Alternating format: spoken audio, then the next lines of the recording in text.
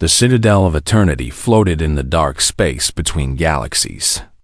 A station so old that no one remembered who had built it or why. And inside its great halls, the rulers of the known universe gathered to decide the fate of a small blue world called Earth. Ambassador Thars of the Valkyrie Dominion stood at the center of the chamber, his tall gray body wrapped in robes that shimmered like liquid metal, and his 4 eyes scanned the representatives, who had come from every corner of the galaxy to hear him speak. "We have watched them for 40 years, he said, his voice echoing through the massive room. "And in that time they have spread like a disease across their little corner of space, building colonies on dead rocks and sending their ships deeper and deeper into territories they do not own." The chamber hummed with agreement from the assembled delegates. Creatures of every shape and size who had put aside their ancient rivalries to address what they all considered a common threat. The crystal and the cord sent their speaker, a being made entirely of living glass that caught the light and scattered it into rainbows across the floor. And the hegemony of Reth was represented by a massive creature that looked like a mountain of flesh and eyes. And there were others too numerous to count, all united in their concern about the humans. "They breed faster than any species we have ever encountered," Tyrus continued, pulling up holographic images that floated in the air above him. "And their population has tripled since we first discovered them. And their technology advances at a rate that defies all of our models." A murmur ran through the crowd, because this was the part that truly frightened them. And Thyres knew it well. "When we found them, they had just learned to leave their own world," he said, his voice dropping lower. "And now they build ships that can cross between stars in mere weeks. And their weapons grow more powerful with each passing year. And they show no signs of slowing down." The speaker of the crystalline accord raised a limb that chimed like bells when it moved and asked a question that everyone was thinking. "What do you propose we do about this, Ambassador?" Tyrese let the silence stretch for a long moment before he answered. "We must act now, while they are still weak enough to be stopped," he said. "Because if we wait another century or even another decade, they may become too powerful to contain. And then it will be too late for all of us." He pressed a control on his wrist, and the hologram changed to show a massive fleet of warships, 10,000 strong, each one capable of destroying a planet. "The cleansing fleet stands ready," Thyres announced. "And with your approval, we will reduce Earth and all of its colonies to dust. And we will ensure that humanity never threatens the peace of the galaxy." The chamber erupted in debate as delegates argued back and forth about the morality of such an action. But Thyres had done his work well in the months leading up to this meeting, and he had already secured the votes he needed through promises and threats and carefully applied pressure one by one. The representatives voiced their support for the plan. And when the final vote was counted, it was unanimous. And the fate of 8 billion humans was sealed by beings who had never spoken to a single one of them as the delegates began to leave the chamber, congratulating each other on their wisdom and foresight. A voice spoke from the shadows at the edge of the room. "You are making a terrible mistake." The archivist emerged from the darkness, a being so ancient that even the oldest species in the room could not say what it truly was. And his body seemed to shift and change with every step it took, never quite settling into a fixed form. Thyrus turned to face the creature with barely concealed annoyance on his gray features. "The archivist has no vote in this council," he reminded everyone. "And its role is to record our decisions, not to question them." "That is true," the archivist agreed, its voice like wind through dead leaves. "But I have recorded the rise and fall of 117 spacefaring civilizations, and I have seen this pattern before." The delegates who had been leaving stopped to listen because the archivist rarely spoke, and when it did, the wise paid attention every time a young and aggressive species appears. "The established powers grow afraid," the archivist said, And every time they choose the same solution, they send their fleets to crush the threat before it can grow. And every time they believe they are acting wisely, and every time they succeed, diaries interrupted. Which is why the galaxy has remained peaceful for so long. The archivist made a sound that might have been a laugh or might have been a warning. You succeed because you choose your targets carefully, it said. And you only attack species that are truly weak, species that cannot fight back, species that accept their fate and die quietly. Humans are weak, Thyras insisted, and our fleet will destroy them without difficulty. The archivist moved closer to the ambassador, and the temperature in the chambers seemed to drop. I have studied them, it said, and they are not like the others you have destroyed, because they do not accept fate. They fight against it with every fiber of their being, and they would rather burn their own worlds than surrender them to an enemy. Thyras waved his hand dismissively. Words from old records and intercepted transmissions mean nothing, he said. And when our weapons reduce their cities to glass, they will learn acceptance like all the others. The archivist was silent for a long moment and then spoke its final warning. We have done this many times before, it said, but we have never done it to something like them, and I fear that when this is over, it will not be humanity that has learned a lesson. And with those words, the ancient being faded back into the shadows to watch and to wait and to record what was to come. Thyras stood alone in the empty chamber after everyone else had gone, and for just a moment he felt something cold run down his spine. But he shook it off and told himself it was nothing. Because after all, what could a primitive species like humanity possibly do against the combined might of the galaxy? The cleansing fleet would launch in 3 standard days, and within a week Earth would be nothing but ash and memory, and the Council would move on to more important matters. He was so very certain of this, and that certainty would be his undoing. The cleansing fleet dropped out of faster-than-light travel at the edge of the Sol system. 10,000 warships arranged in perfect formation, each one crewed by soldiers who had been told they were about to do the galaxy. A great service fleet commander Arithas stood on the bridge of his flagship, the Valkyrie dreadnought Eternal Judgment, and watched through the massive viewport as the distant sun cast its light across his armada. Begin scanning for enemy vessels, he ordered, and his crew moved quickly to obey, because they were well-trained and eager to prove themselves in what they expected to be an easy victory. Scanning officer worked at her console for several minutes before looking up with confusion on her face. Commander, I am detecting no military vessels in the outer system, she reported, and there are no defensive stations or weapons platforms of any kind. Arithas felt a smile spread across his gray features, because this was exactly what he had expected. They know they cannot win, he said to his officers. And so they have hidden themselves away on their homeworld, like frightened animals waiting for the hunter to find them. He pressed a button on his command chair, and his voice echoed through every ship in the fleet.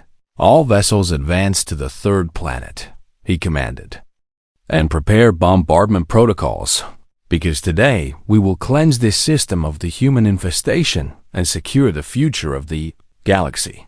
The fleet began to move forward in perfect unison, thousands of engines burning bright against the black, and Arithas settled back in his chair to enjoy what he thought would be a simple and satisfying mission. They had traveled for nearly an hour when the first ship vanished. It happened so quickly that at first no one understood what they had seen, because one moment the destroyer Blade of Reckoning was holding its position on the fleet's left flank, and the next moment it simply was not there anymore. What happened? Arithas demanded, leaning forward in his chair with sudden concern. Unknown, Commander, the scanning officer replied, her voice shaking slightly. And the Blade of Reckoning has completely disappeared from all sensors. And there is no debris and no distress signal and no explanation. Before Arithas could respond, another ship vanished, and then another, and then 5 more in rapid succession. And suddenly the perfectly ordered fleet was descending into chaos. "Evasive maneuvers," Orithis shouted. "And all ships break formation and return fire." "Return fire at what?" "Commander," his weapons officer asked with panic in his eyes. "Because we cannot see anything out there," and it was true. Because the scanners showed nothing but empty space. And yet ships continued to disappear one after another on the destroyer Swift Vengeance. Captain Thelis watched in horror as the vessels around her winked out of existence like stars being swallowed by darkness. "Get me a visual on whatever is doing this," she ordered, and her crew worked frantically at their stations. "I have something," the sensor operator shouted, "and it appears to be some kind of ship. But Commander, the readings make no sense." Before he could explain further, the bridge was filled with a blinding light, and then there was nothing. Gorithis watched his fleet dying around him, and for the first time in his long military career, he felt true fear. "How is this possible?" he whispered. "Because they were supposed to be primitives. They were supposed to be weak. They were not supposed to be able to do this." His communications officer suddenly looked up from her console with an expression of absolute terror. "Commander, I am receiving a transmission from the human homeworld," she said, "and they want to speak with you." Orithis considered refusing, but he needed to understand what was happening. So he nodded his permission. The main view screen flickered and then displayed a human female in a military uniform. Her hair gray with age and her eyes as cold and hard as the void itself. "I am Admiral Chun of the United Earth Defense Force," she said, "and I wanted you to see my face before the end, because I wanted you to know that we have been waiting for you." "How?" Orithis managed to ask. "Because we gave you no warning." The human admiral smiled, but there was no warmth in it. "You gave us 40 years of warning," she replied. "Because we intercepted your communications the day your scouts first entered our system. And we have been listening to everything since then. Every conversation, every plan, every vote in your precious council." Orithis felt his blood turn to ice as the full meaning of her words sank in. "We knew this day would come," Admiral Chun continued. "And so while your council debated and your ambassador gave speeches about what dangerous animals we are, we were building, and we were preparing, and we were learning everything we could how your technology works." She leaned forward, and her eyes seemed to bore directly into Orithis. "Your weapons work by principles your scientists discovered 10,000 years ago," she said. "But our weapons work by principles your scientists have not even begun to imagine. And you are about to learn what happens when you try to execute a species that refuses to die." The view screen went dark, and Orithis turned to his crew. "Get us out of here," he ordered. "All thoughts of victory forgotten, and tell the fleet to retreat immediately." But when the communications officer tried to send the order, she found that all their channels were jammed. And when the helmsman tried to engage the faster-than-light drive, he found that it would not respond. The eternal judgment shuddered as something struck its shields, and then struck again, and then the lights began to fail. "Commander, I am detecting a human vessel directly ahead," the scanning officer reported with a trembling voice. "And it is enormous, far larger than anything we expected. And it appears to have been hiding in plain sight this entire time." Orithis looked at the view screen and saw it. A ship that dwarfed his flagship like a whale dwarfs a minnow. A ship that should not have been possible for a species so young. A ship that told him everything he needed to know about how badly the Council had underestimated their enemy. "We are being hailed." The communications officer, Sadorithis, closed his eyes for a moment and accepted what was coming. "Put it through," he said. Admiral Chun appeared on the screen again. "In 1 hour, every ship in your fleet will be destroyed," she said. "And there is nothing you can do to prevent this. But I am giving you a choice." "What choice?" Orithis asked. Surrender, and you will be taken prisoner and treated fairly, Chun replied. Or fight and you will die, and I truly do not care which you choose. Because either way this battle is already over. Orithis looked at his crew and saw the fear in their eyes. And he thought about the families waiting for them back home. And he realized that the Admiral was right. We surrender, he said. And the words tasted like ash in his mouth back on Earth. Admiral Chun watched the last enemy signatures fade from her display as the remainder of the cleansing fleet powered down their weapons. She felt no triumph and no joy. Only a grim understanding of what would come next. The Council had wanted a quick execution. A simple pruning of a troublesome species. But instead they had shown humanity something important. They had shown them that the galaxy was not a community of equals working together for common good, but a hunting ground where the strong preyed upon the weak and the old destroyed, the young before they could become threats. And now humanity knew how to hunt. Chun turned to her second in command. Send a message to High Command, she said, and tell them that Phase 1 is complete. What about Phase 2? He asked. Chun looked out at the stars that suddenly seemed so much less friendly than they had before. Phase 2 begins now, she said. And this time we will not wait for them to come to us. 6 months passed after the destruction of the cleansing fleet, and the Galactic Council waited for human retaliation with growing dread. But it never came in any form they could recognize or understand. Ambassador Thyrus spent his days in the communications center of the Citadel, monitoring every frequency and watching every border, expecting at any moment to see a human armada appear on the edge of Valkyrie space. But the humans did not come. And the silence was somehow worse than any attack could have been. Perhaps they are satisfied with their victory, suggested one of his advisors, a young officer who still believed that the galaxy made sense. And perhaps they have decided to remain in their own territory and leave us alone. Thyrus wanted to believe this, but he could not shake the feeling that something terrible was building just beyond the edge of his vision. The humans do not think like us, he said, and everything we believed about them has proven to be wrong. So we cannot assume that their silence means peace. His fears were confirmed 3 weeks later when the first report arrived. A Valkyrie border outpost called Station Keth had stopped responding to communications. And when a patrol ship was sent to investigate, they found the station completely empty, with no signs of battle and no bodies and no explanation for where the 300 crew members had gone. They simply vanished. The patrol captain reported, her voice trembling over the communication link. And all their personal belongings are still here. And their food was left half-eaten on their plates. And it is as if they were taken in the middle of an ordinary day. Thyrus ordered a full investigation, but before it could even begin, another station went dark. And then a mining colony, and then an entire fleet of 50 warships that had been patrolling the Valkyrie border with the crystalline accord. The pattern was always the same. No distress calls and no debris and no survivors. Just silence where there had been life. It has to be the humans, Thyrus insisted at the emergency council meeting, because nothing else makes sense.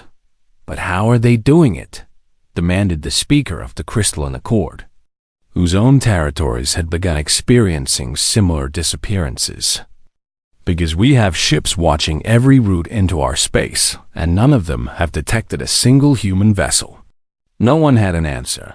The hegemony of Reth was the first major power to lose something truly important when their military headquarters at the fortress world of Kethfor simply stopped existing one night. One moment the planet was there, home to 2 million soldiers and the most advanced weapons technology in the hegemony.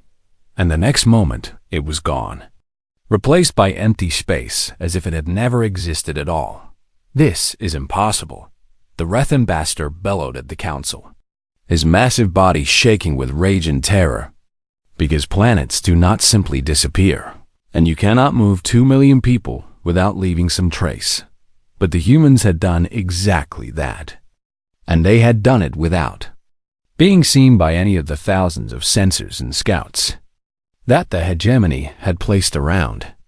Their most important world panic spread through the galaxy like a virus, as more and more colonies and outposts and fleets went dark. Some species tried to fortify their territories, pulling all their ships back to defend their homeworlds.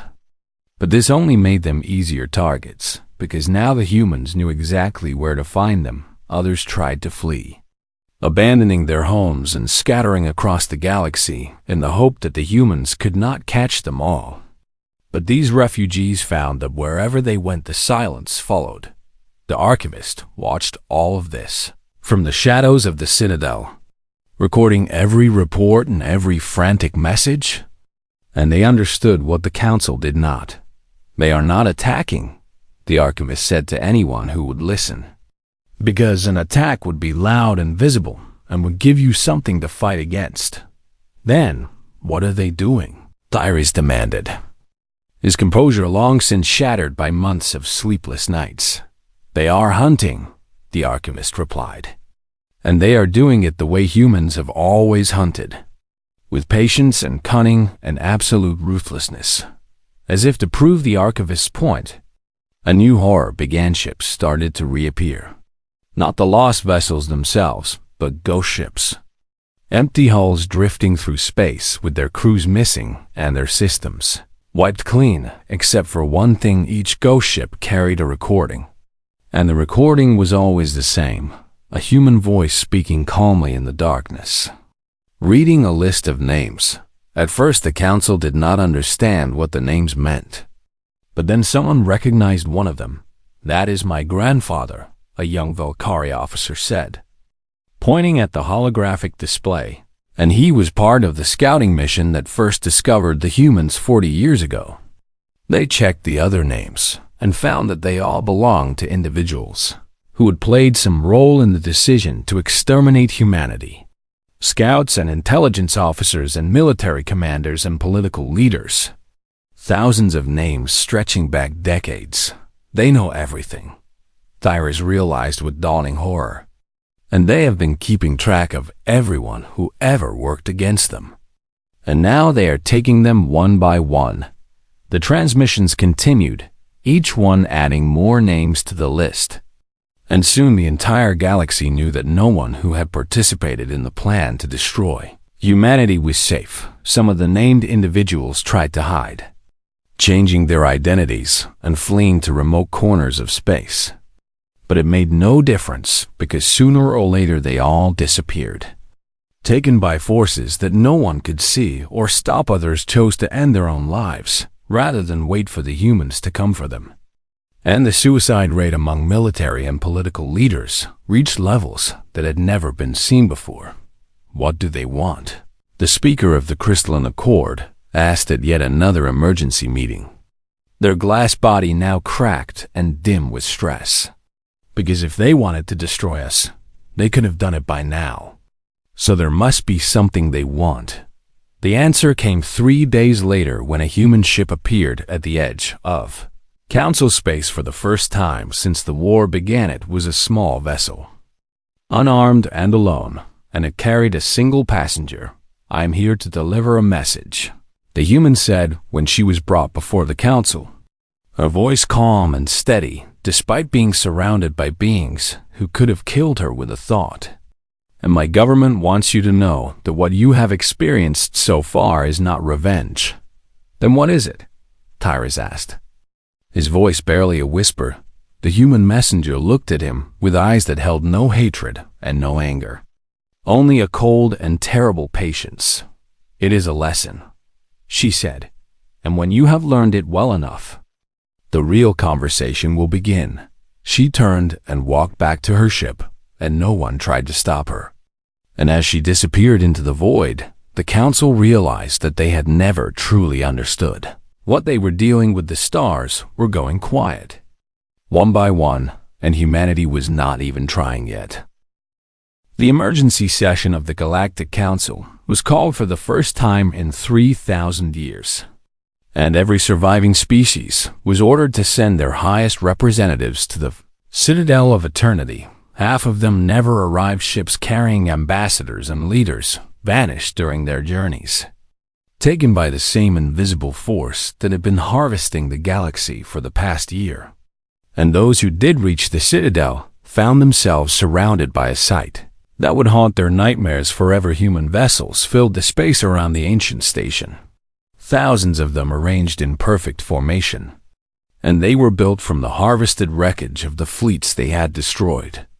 Armor plates and weapon systems and engine components taken from 100 different species and welded together into something new and terrible. Where did they come from? Ambassador Theories asked as he stood at the viewport of his quarters, watching the impossible armada drift silently in the void. No one could answer him because the human ships had appeared without warning, bypassing every defense and every sensor, materializing out of nothing like ghost-given form. The council chamber was only half full when the session finally began, and the representatives who had gathered there looked nothing like the proud and confident rulers who had voted for humanity's extinction less than 2 years ago. Their robes were wrinkled, and their eyes were haunted, and their voices trembled when they spoke because they had all lost something in the past months. Friends and family and entire worlds taken by forces they could not understand or fight. We must negotiate, the speaker of the Crystalline Accord said, their voice like breaking glass, because we cannot win this war, and every day we resist only makes our losses greater. Negotiate with what? The Wrath ambassador demanded. Because they have taken everything from us. Our fleets and our colonies and our people. And what could we possibly offer them that they could not simply take? Before anyone could answer, the main doors of the chamber opened, and a single human walked through them. She was small by the standards of most galactic species, barely reaching the chest of the shortest ambassador present. And her hair was black, and her skin was the color of bronze, and her eyes were dark and deep and utterly unreadable. She wore a simple gray uniform with no insignia or decoration, and she walked with the easy confidence of someone who knew that nothing in this room could hurt her. My name is Director Yuki Tanaka, she said, her voice clear and calm in the sudden silence, and I represent the government of United Earth. Thyres found his voice before anyone else. You are in violation of the sacred neutrality of this station, he said, trying to summon some of his old authority. And by entering this chamber without permission, you have committed an act of war against the council itself. Director Tanaka looked at him with something that might have been pity. Ambassador, your council declared war on my species 18 months ago, she replied. And everything that has happened since then has been a consequence of that decision. So please do not speak to me about violations. She walked to the center of the chamber and stood in the spot where Thyres himself had once called for humanity's extermination. I have not come to negotiate, she announced, because negotiation implies that both sides have something the other wants. And the truth is that you have nothing we need and nothing we want except one thing. And what is that? The speaker asked. Your obedience. Director Tanaka replied. The chamber erupted in angry shouts and protests, but the director simply stood in silence and waited for the noise to die down. You have a choice to make, she continued when it was quiet again. And I will explain it to you clearly so that there can be no misunderstanding. She pressed a button on her wrist, and a holographic display appeared above her, showing a map of the entire galaxy. For the past 10,000 years, this galaxy has been ruled by a system of empire and conquest, she said, where the strong prey upon the weak and the old, destroy the young before they can become threats. And your council has been at the center of this system, deciding which species will live and which will die. She looked around the room at the assembled representatives. That system ends today, she said. You cannot simply end a system that has existed for 10 millennia. Thyres protested.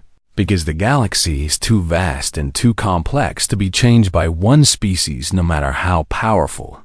We can and we will. Director Tanaka replied. And here is how it will happen. She pointed at the map. First, the Galactic Council will dissolve itself permanently, she said. And no similar body will ever be created to take its place. The representatives looked at each other in shock. Second, every species will return to their original home systems, she continued. And all territorial claims beyond native space are forfeit. And any populations currently living in conquered territories will be relocated to their species of origin. That is impossible, the Reth ambassador bellowed. Because our people have lived in those territories for thousands of years. Your people conquered those territories by force and killed the original inhabitants. Director Tanaka replied without emotion. And now you will give them back. Third, she continued, for the next 1,000 standard years. No military vessel will travel beyond its species' native system. And any violation of this rule will result in the immediate and complete destruction of the offending species. The chamber fell silent as the full weight of her words sank in. You are asking us to imprison ourselves, the speaker said, their voice barely audible. I am telling you what will happen, Director Tanaka corrected. And whether you consider it imprisonment or protection is your own concern. She lowered her arm and the holographic display disappeared. You have 1 hour to accept these terms, she said. And if you do not accept them, we will begin removing your species from existence one by one until only those who comply remain. This is tyranny, Thyres shouted, rising from his seat with fury in his eyes. And we will not submit to the rule of primitives who have no right to dictate to their betters. Director Tanaka looked at him for a long moment. You called us vermin, she said quietly. And you tried to exterminate us because our existence frightened you. And you believed that you were acting wisely and morally because you had convinced yourselves that we were not really people. She took a step toward him. You were right to be afraid, she said. But not for the reasons you believed. Because we are not monsters and we are not primitives. We are survivors. And we remember everything that was done to us and everything that was planned. She turned to address the entire chamber. We do not want to rule you, she said. And we do not want to destroy you, but we will never again allow a body like this council to exist. Because we have seen what happens when species give themselves the right to decide who deserves to live. We demand the right to speak, Thyres insisted. Because even condemned prisoners are allowed a defense.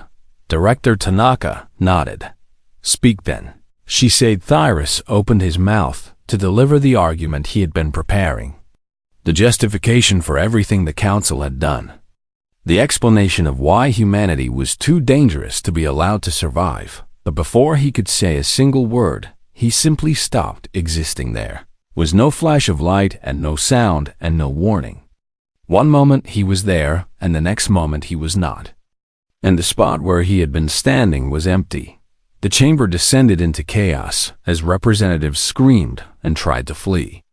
But Director Tanaka raised her hand and everyone froze. That was not my doing, she said calmly, but it was the doing of my people. And it was meant to demonstrate that our patience has limits. She looked around at the terrified faces. Ambassador Thyres was the one who proposed our extermination, she said. And he was the one who gathered the votes and ordered the fleet and celebrated when he believed we would all die. And now he has answered for that crime.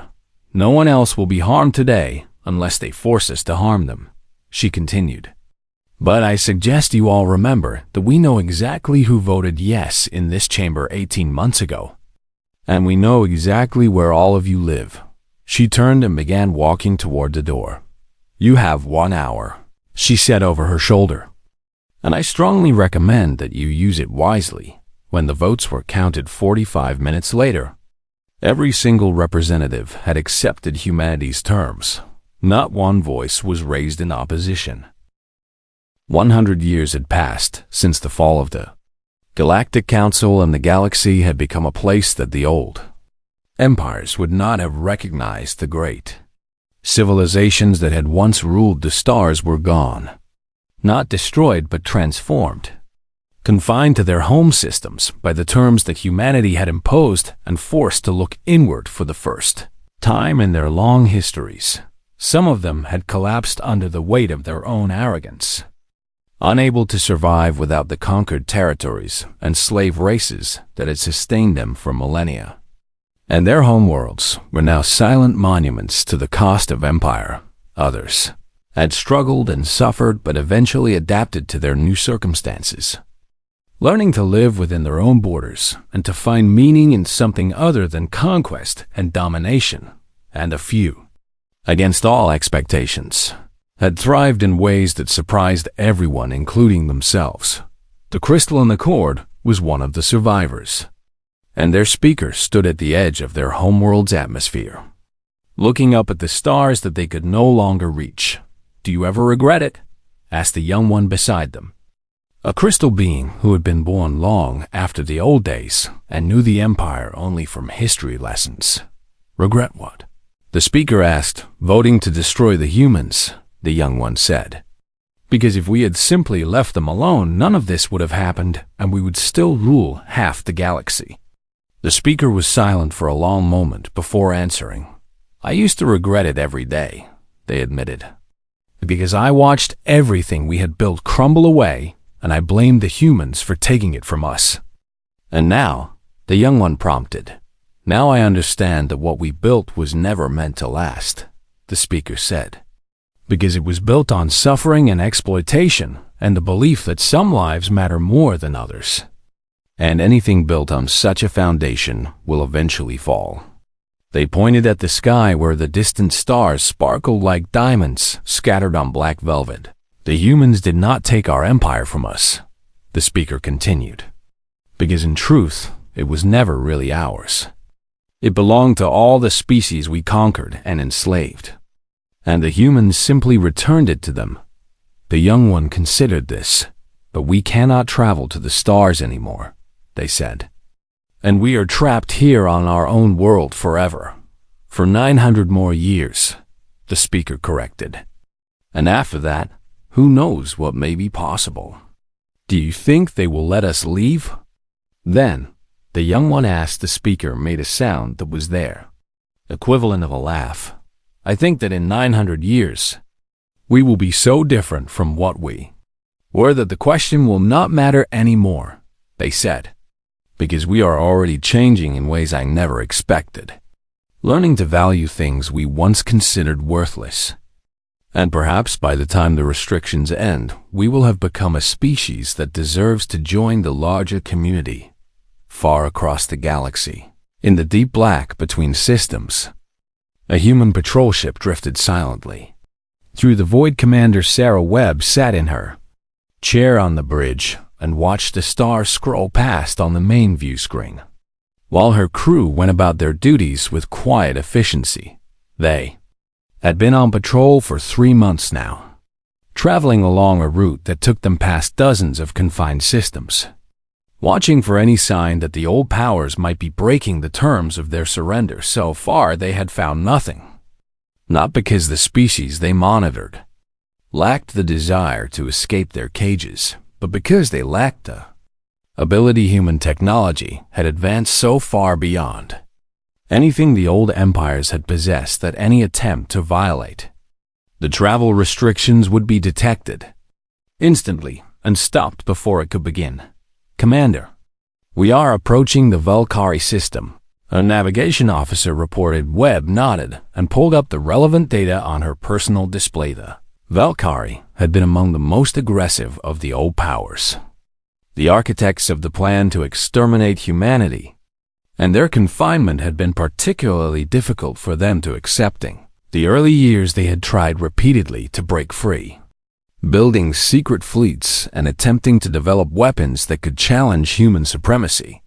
And every time they had failed. Now, a century later, they seemed to have finally accepted their situation. Anything unusual on the sensors Webb asked. Nothing, Commander, the sensor operator replied. And the Valkyrie appeared to be focused on internal matters as usual. Webb allowed herself a small smile, because she remembered reading about what those internal matters involved. The Valkyrie, forced to turn their attention away from conquest, had begun to focus on art and philosophy and scientific research. And some of the things they were creating were genuinely beautiful. Perhaps that was the real victory, Webb thought. Not the destruction of the old empires, but the transformation of them into something better back on Earth.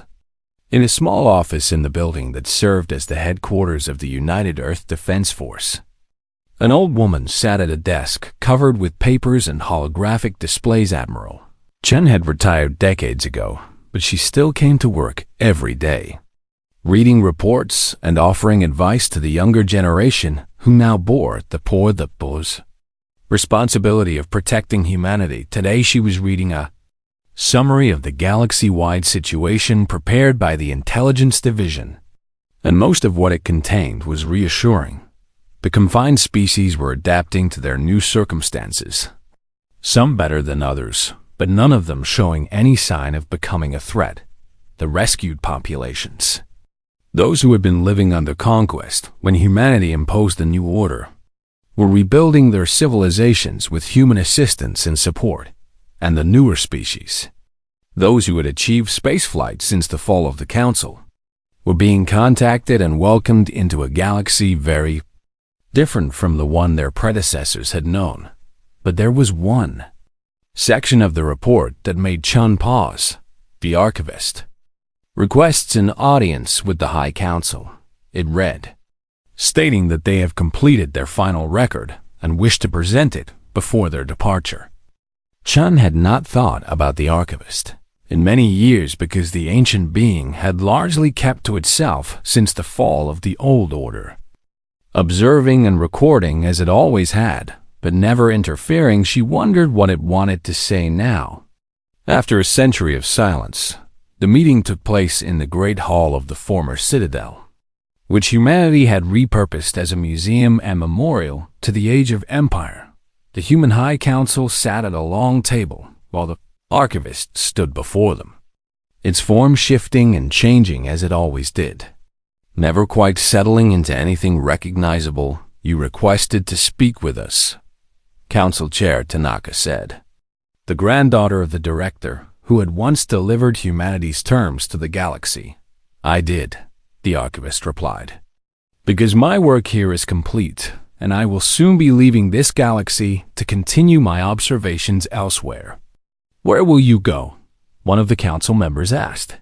There are other galaxies and other civilizations, the archivist said, and the universe is vast beyond imagining and full of stories waiting to be recorded.